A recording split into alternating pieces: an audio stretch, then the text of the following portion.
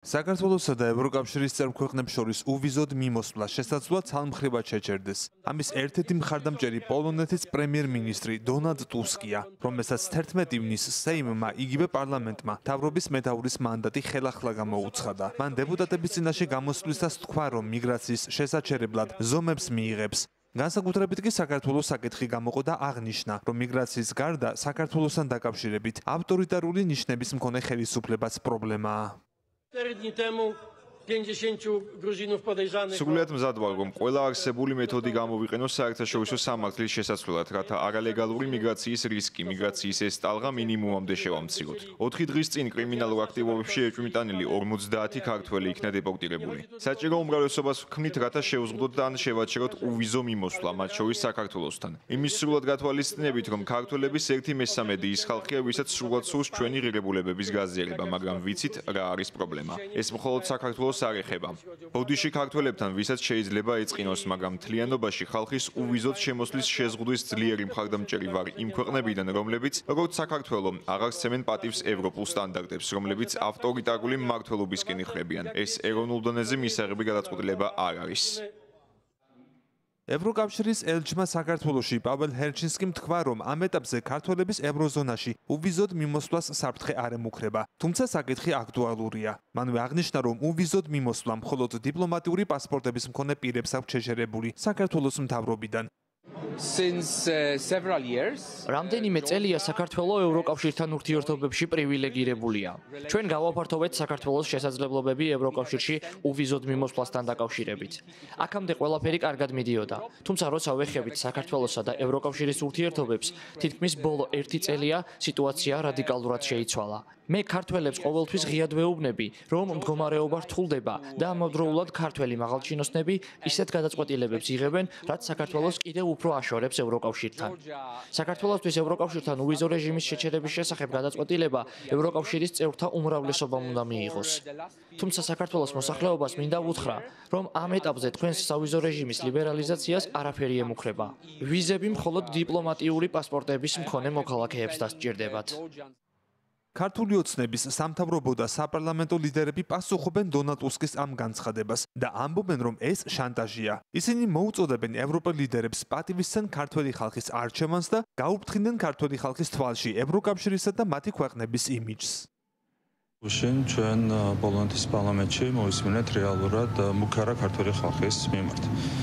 რაც ბუნებრივია, არა ისახება ევროპული ბიუროკრატიის იმიჯზე დადებითად საქართველოში. მე იმედი მაქვს, რომ მომავალში დამოკიდებულება შეიძლება არ შეიძლება ასე ემუქრებოდნენ ქართველ ხალხს იმის გამო, რომ ვიღაცებს არ მოწონთ ქართველი ხალხის არჩევანი. შანტაჟად დარჩება, თუმცა ასეც და ისეც ეს მუქარები არის ძალიან დასანანი და სამწუხარო. პოლონეთის მოქმედი ხელისუფლების პოზიცია არის, როგორც პრემიერ-მინისტრის, ისე საგარეო მინისტრის, რომ მიხეილ სააკაშვილი არის დემოკრატიის შუქურა. ეს არის პოლიტიკური ვენდეტა ქართველი ხალხის წინააღმდეგ, ახლა იმიტომ დამარცხენ არჩევნებში. ეს აჩვენებს კიდევ ერთხელ რა როგორ იოლად წირავენ ქართველ ხალხს ხოლმე საკუთარი პოლიტიკური ინტერესებისთვის. მოყვანა იმასთან დაკავშირებით თითქოს ქართველები რაღაცას აშავებენ პოლონეთში ან ბევრი არიან და ასე შემდეგ არასერიოზული არის.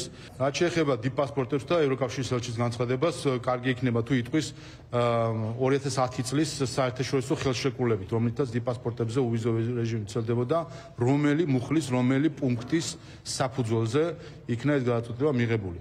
კიდევ ერთხელ ევროკავშირმა დაარღვია საერთაშორისო ხელშეკრულება, რომელიც 2010 წელს საქართველოს და ევროკავშირის შორის დაიდო დიპლომატთა და სამსახურე პასპორტებთან დაკავშირებით უვიზო რეჟიმზე დაარღვია და ყოველგვარი სამართლებრივი საფუძვლის გარეშე მიიღო პოლიტიკური სადამსჯელო გადაწყვეტილება, რაც კიდევ ერთხელ აჩვენებს იმ არაკეთილსინდისიერ დამოკიდებულებას ბრიუსელის ბიუროკრატიაში, რომელიც მათ აქვს ქართველი ხალხის მიმართ. ევროპული ღირებულებებიდან გადახვევისა და დემოკრატიის დაზიანების გამო პოლიტიკური ფასი უნდა გადაიხადონ ქართული ოცნების ლიდერებმა და არა ქართველმა ხალხმა. ასეთია შეფასება საქართველოში ოპოზიციური პარტიების წარმომადგენელთა მხრიდან პოლონეთის პრემიერ-მინისტრის დონალდ ტუსკის მოსაზრების საპასუხოდ. Reisatvis უკიდურესი ზომა.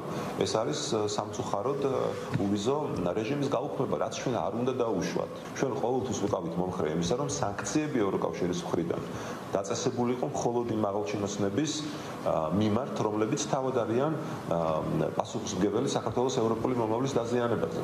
მაგრამ ქართულმა ხალხმა ეს ფასი არ უნდა გადაიხადოს. ეს ფასი უნდა გადაიხადოს მხოლოდ და მხოლოდ ოცნების მაღალჩინოსნებმა. არსებობს სახელმწიფოთა მთელი ჯგუფი, რომელიც ძალიან სერიოზულად განიხილავს ამ საკითხის დაყენებას და რასაკვირველია ვისმენთ, რომ ეს არის პასუხი იმ ავტორიტარიზაციაზე, რაც დღეს ტრიალებს საქართველოში და რომ შესაბამისად სრული პასუხისმგებლობა ამაზე ეკისრება ქართული ოცნების ბოროტმოქმედ რეჟიმს, რომელიც ყველაფერს აკეთებს იმისათვის, რომ ჩვენ, როგორც ერმა, დავკარგოთ ის პრივილეგია და ფუფუნება, რასაც წარმოადგენს ვიზა ლიბერალიზაციის რეჟიმი. პოლონეთი არის ერთ-ერთი ყველაზე მნიშვნელოვანი ქვეყანა ევროკავშირში და მის მხრიდან ამ საკითხის ლობირება უკვე ნიშნავს იმას, რომ ამას შეიძლება სერიოზული სახე მიიღოს ევროკავშირის შიგნით და ამაზე იყოს მნიშვნელოვანი დისკუსია და ის რომ უკვე დისკუსია ამ საკითხზე ცხადი არის ძალიან ცუდი საქართველოს მოქალაქეების, მაგრამ პასუხისმგებლობა ამაზე ენიჭება ქართულ ოცნებას და ბიძინა ივანიშვილს.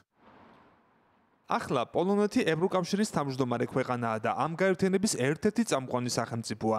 საქართველოსთან უვიზოდ მიმოსვლის შეჩერების საკითხი რამდენიმე თვეა აქტუალურია ევროკავშირის სახელმწიფოებში. თუმცა ჯერ მხოლოდ გამაფრთხილებელი განცხადებები ისმის.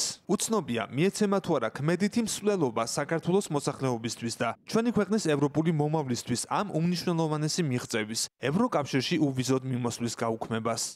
ალეკო გვეტაძე, ევრონიუს ჯორჯია.